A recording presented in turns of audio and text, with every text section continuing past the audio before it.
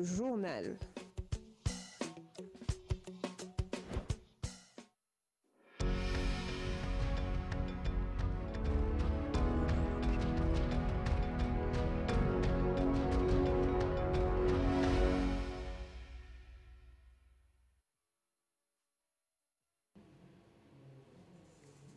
Bonjour, il est 10h. Merci à vous de nous choisir sur les antennes de HK6 Télé, votre télévision, pour vous informer en cette matinée. Bienvenue dans ce journal. On commence avec cette information en bref. Lutte contre la maladie à virus Ebola. Les autorités sanitaires de la RDC annoncent la guérison de 2 cas de malades à Goma. C'est là grâce au traitement expérimental avec le médicament fabriqué en vue de la riposte depuis 2018. Cela intervient juste quelques jours après la déclaration du docteur Mouyembe qui affirmait que d'ici 3 à 4 mois, cette épidémie pourra être éradiquée. On change de chapitre. En 72 heures de consultation, le Premier ministre Ilunga Ilunkamba a rencontré toutes les couches de la population en marge de la publication du gouvernement. L'opinion congolaise examine encore la pertinence de ces pourparlers intervenus après le partage de ministères entre CACH et FCC. Magendeba, Marcel Ngoy. Les consultations initiées par le Premier ministre Ilunkamba pour la formation du gouvernement ont concerné plusieurs entités de la société civile. Logique selon la jeunesse qui croit pouvoir jouer un grand rôle dans l'exécution du programme de gouvernance. Et ces pays demandent des gens qui ont de l'énergie. Il y a beaucoup d'enjeux dans ces pays, des défis à relever.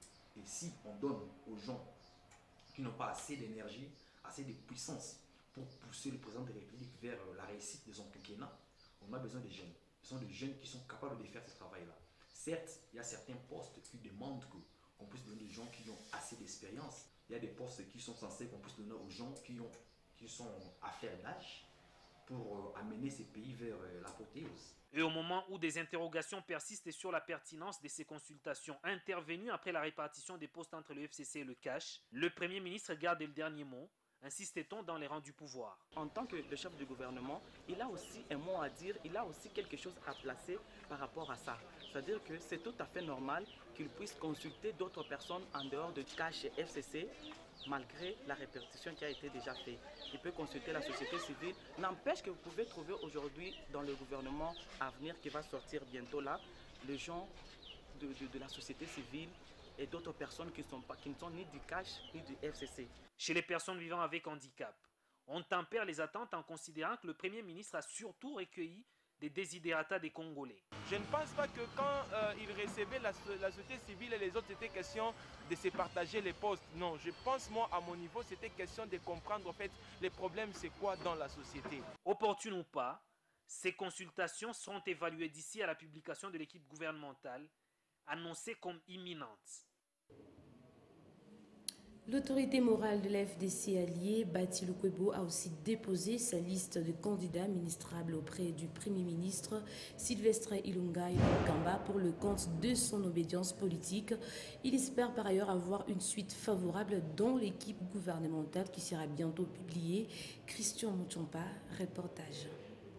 Les Fronts communs pour le Congo et les Cap pour les changements ont déposé chacun sa liste de ministrables auprès de Ilunga Ilunkamba, radié depuis le mois de juillet pour s'être présenté comme candidat à la présidence du Sénat, alors que le FCC avait déjà un autre candidat, qui est l'actuel président du Sénat. Bati Lukwebo a aussi déposé sa liste auprès du Premier ministre et l'original au président de la République. Visiblement, l'autorité morale de la FDCA garde son optimisme pour la composition de la prochaine équipe gouvernementale. Il n'y a aucune disposition, à mon humble avis, qui interdit à M. Bati Lukwebo de déposer sa liste des ministrables.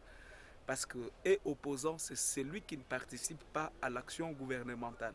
Lui n'a jamais fait une déclaration selon laquelle qu'il allait militer dans l'opposition. Il a dit qu'il va prêter main forte au président et chef de l'État, son Excellence Félix Antoine Tshisekedi, et je trouve qu'il est dans ses droits. La possibilité de voir Lukwebo dans le prochain gouvernement n'est pas à l'ordre du jour, pense cet autre analyste. Bati Lukwebo, c'est un grand homme politique de notre pays, mais il sait bien qu'il ne va pas obtenir gain de cause. Il connaît bien les critères qui sont retenus, il connaît bien les deux plateformes censés gouverner ensemble. Il le sait bien. Il sait bien qu'il ne fait plus partie de l'FCC. Et il sait bien qui représente aujourd'hui, qui engage la plateforme politique FDCA dans la méga plateforme FCC. Il le sait très bien. Il sied de spécifier que Bati Lukwebo continue à se déclarer membre de la majorité parlementaire. Et les anciens membres du gouvernement qui ont quitté leurs fonctions pour occuper les sièges au Parlement continuent à percevoir leur salaire de ministre et d'autres avantages. J'arrive y afférent à dénoncer l'ONG Association congolaise pour l'accès à la justice dans une lettre ouverte adressée au Premier ministre. Commentaire de Charles Mouzafou. Georges Kapiomba, président de la CAGE, demande au Premier ministre de diligenter une enquête à cet effet avant l'entrée en fonction du nouveau gouvernement. Il propose ainsi au Premier ministre, avant de se mettre au travail avec un nouveau gouvernement, de commencer d'abord par un audit général afin d'identifier tous les actes répréhensibles commis par les anciens membres du gouvernement et qu'ils soient poursuivis et condamnés conformément aux lois de la République et que le bien pris illégalement soit récupéré et retourné à l'État congolais. Il dit « Nous avons aussi plusieurs preuves qui établissent que l'argent sorti du compte du Trésor public pour le paiement des indemnités de frais de communication, de frais de transport pour le personnel politique et administratif de cabinet ministériel a été systématiquement détourné », affirme Georges Kapiomba, président de la CAGE. En effet, la CAGE est une organisation non gouvernementale et apolitique créée depuis 2011. Elle travaille pour la promotion et la défense des droits de l'homme, la démocratie et l'état de droit. Et en province, le consultant du conseiller du chef de l'État en matière numérique a été reçu dans l'avant-midi hier mardi par le vice-gouverneur de province, Jean-Claude Confoy. André Chikaya est venu présenter au vice-gouverneur le projet de la numérisation nationale. Suivez. Nous sommes en élaboration du plan national du numérique. Et le chef de l'État, dans sa vision de la modernisation de l'État et des institutions, a pensé que c'est par la modernisation via le numérique pour rendre efficace le fonctionnement de l'État, pour rendre efficace tous les domaines connexes qui utilisent le secteur du numérique.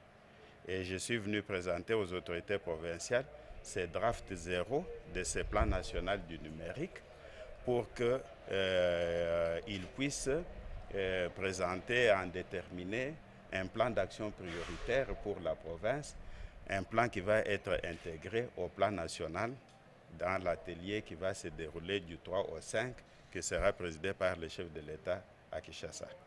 C'est ça l'objet de ma mission.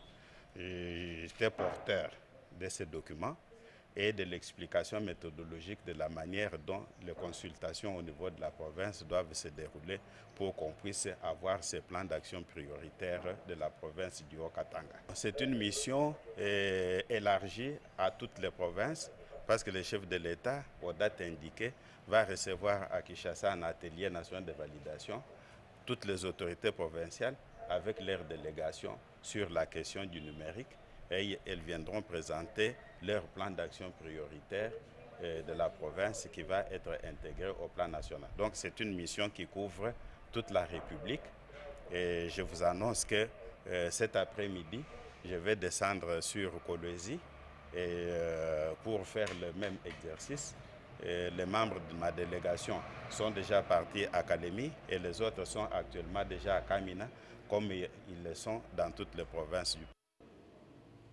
On reste toujours en province. Le vice-gouverneur de la province du Haut-Katanga a restitué officiellement le mardi, c'était hier, un de 3 véhicules volés à sa propriétaire à Likasi. La cérémonie a eu lieu au ministère de l'Intérieur. Regardez. Il y a quelques jours, ces 3 véhicules ont été volés et gardés ici au ministère provincial de l'Intérieur. Un communiqué émis par le ministre Bobo Maloulou demandait aux propriétaires de ce véhicule muni des pièces justificatives pour récupérer leurs biens. Le conducteur de ces véhicules restitués aujourd'hui avait été drogué.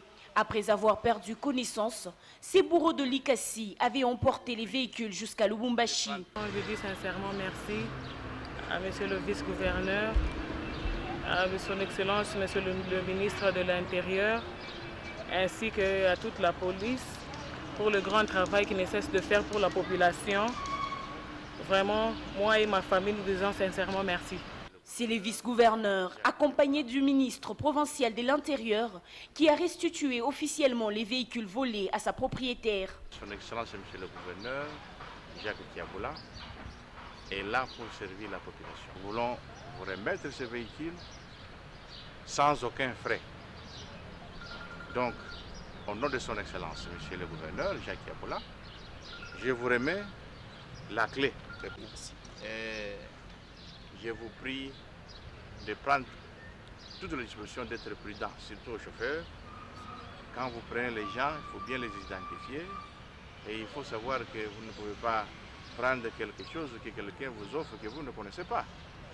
Comme conséquence, vous avez été drogué et heureusement Dieu est avec vous, vous êtes vivant.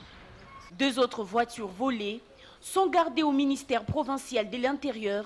Leurs propriétaires vont le récupérer s'il s'est présenté muni des pièces justificatives. Le ministre provincial de l'Intérieur, Bobo Maloulou, a reçu dans son cabinet de travail le mardi les députés provinciaux Pemba Moto. Leur entretien a porté sur la situation sécuritaire dans la chefferie de Bassanga. Les députés provinciaux Pemba Moto décrit la situation de la chefferie de Bassanga au micro de Bonheur Chimbo. C'était en effet sur la situation qui se passe dans la chefferie de Bassanga, principalement à Kabongo.